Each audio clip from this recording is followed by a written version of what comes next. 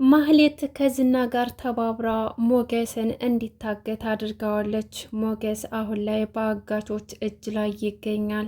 ህይወቱን እስከ ወዳኛውም ታጠፋዋለች። እንግዲህ እንዳየነው ስትፎክር ነበረ። ሞገስን እስከ ወዳኛው እሸኘዋለሁም ስትል ሰምተናል።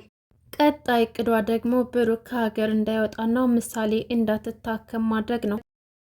ተወዳጁና ልብ አንጠልጣዩ ድራማ እንደቀጠለ ይገኛል። ምሳሌ ክፍል 57 ተለቋል። በዚህ ክፍል እንግዲህ ቅድስት ያው ራሷን አሳልፋ ለመሸጥ ለምሳሌ ብላ እንዲሁም ደግሞ ብሩክን ለማገዝ ብላ ራሷን አሳልፋ ልትሸጥ ተዘጋጅታ በነበረበት ሰዓት ዳጣ እንግዲህ ከዛ ሁሉ መዓት አውጥታታለች ማለት ነው። ሩጣ በመሄድ ቅድስት ምንም ሳትሆን በሰላም ወጥታለች ማለት ነው።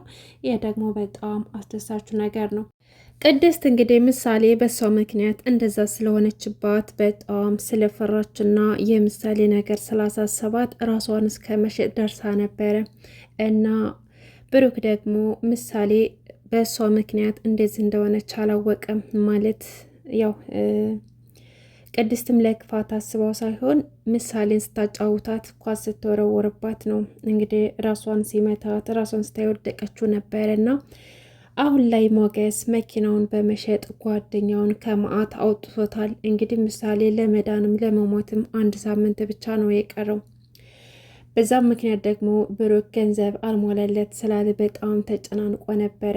ጓደኛው ሞገስ ግን መኪናውን በመሸጥ 1.5 ሚሊዮን ብር ለጓደኛው ብሩክ ልጁን እንዳሳክምበትና ከገባበት ችግር እንዲወጣ አድርጎታል ማለት ነው። ብሩክ ደግሞ ይህንን ሲያይ ማመን አቅቶታል። ጓደኛው ሞገስ ምን ያክል መልካም ሰው እንደሆነ ለዳጣ ሲነግራት አይተናል። ማህሌት ደግሞ እንጭርጭር እያለች ትገኛለች። እናም ይገባታል። ማህሌት በራሷ ክፋት ነው እዚህ ደረጃ እየደረሰችው ማለት ነው። ገና ምን አይታ የእጇን ታገኛለች። አሁን ላይ ዝናው ማህሌትን ሞገስን እንድትገለውና እንዲሁም ደግሞ ብሩክንም እንድትጎዳው አዟታል። ለዚህም ደግሞ ከእህቷ ጋር አብሮ እንዲሰሩ አዟታል። ማህሌት ክፋቷ እንደቀጠለ ይገኛል። አሁን ላይ ሞገስን ገድላ ብሩክንም ደግሞ ምሳሌ እንዳያሳክማት ከሀገር እንዳይወጣ ልታደርገው ወስናለች።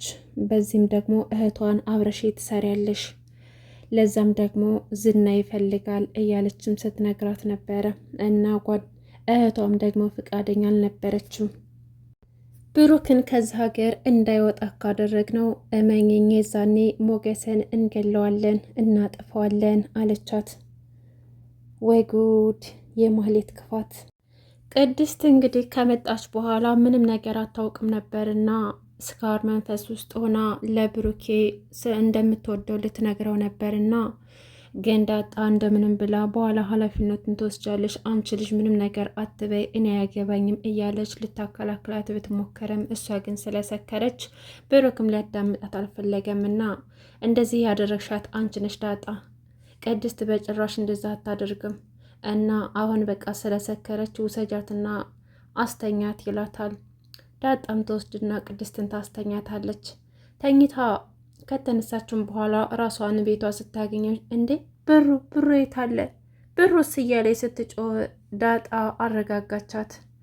ብሩም የለም ወርቁም የለም ብላ አስደነገጠቻት። ማለት ምን ማለት ነው እያለች ስጠይቃት የተፈጠረውን ነገር ነገረቻት። እና የምሳሌ ብርስ እኔ እኮ ብሩን ላመጣ ነበር ይህ ሁሉ ነገር ያደረግኩት ምንድነው የተፈጠረው ብላ ስጠይቃት ብሩማ ሞገስ መኪናውን ሸጦ ሞልቶለታል ብላ ነገረቻት። እናም ደስ አላት።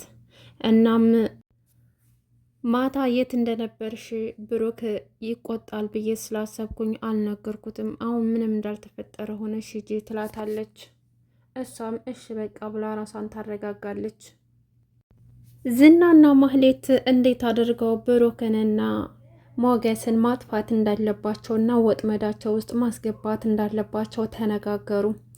አሁን ዝና ወጥመዱ እንዲገባ የሚፈልገው ወይም ደግሞ እንዲጠፋለት የሚፈልገው ሞገስን ነው። ሞገስን ደግሞ አጥፍቶ ሉላን ለራሱ ለማድረግ ነው።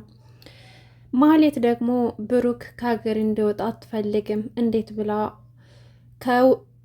አገር መውጣት እቅዱን እንዴት አድርጋ ማጨናገፍ እንዳለባት እያሰበች ነው። እሱም ደግሞ የራቁት ቪዲዮ ለቆብኛል ብዬ ክስ ልመስረትበት እና ከኤርፖርት ተይዞ እንዲመለስ ላድርግ ብላ ሀሳብ ስታመጣ ኤፍራታ ደግሞ እንዴ ራቁት እኮ የለቀቀብሽ እኮ ሞገስ ነው እንጂ ብሩክ አይደለም። ስለዚህ ብሩክ ደግሞ ልጅቱ ሳትታከም አንድ ነገር ብትሆንበት ምሳሌ አንድ ነገር ብትሆንበት እመኚ ከምድረ ገጽ ያጠፋናል አለቻት። እናም ዝናም ኤፍራታ ትክክል ናት አለ። ምክንያቱም ብሩክ ልጅ ማሰሪያው ይባላል። እናም ምሳሌ ከታከመችለት ብሩክ እኛን ከማጥፋት ወደ ኋላ አይልም ብሎ ሲነግራት አንተም ትፈራዋለህ እንዳለች እኔ ዝና ነኝ እሱን የምፈራው ሰው አታውቂ ማለት ነው እያለም ተቆጣት። እናም እሱ አንድና አንድ አላማ አሁን ላይ ሞገስን ከፊቱ ገለል አድርጎ ሉላን የገለው ማድረግ ብቻ ነው እቅዱ። አንቺ እንደፈለሽ ከሀገር እንዳይወጣ የፈለሹን ነገር ማድረግ ትችያለሽ፣ ነገር ግን ይሄ ሚሽን ይበላሽና ከአንቺ ራስ ላይ አልወርድም፣ ዋጋ ትከፊበታለሽ ብሎ አስጠነቀቃት ዝና ለማህሌት። በስተ መጨረሻም እንግዲህ ማህሌት ሞገስን የሚያግድ ሰው ልካ አሳገተችው።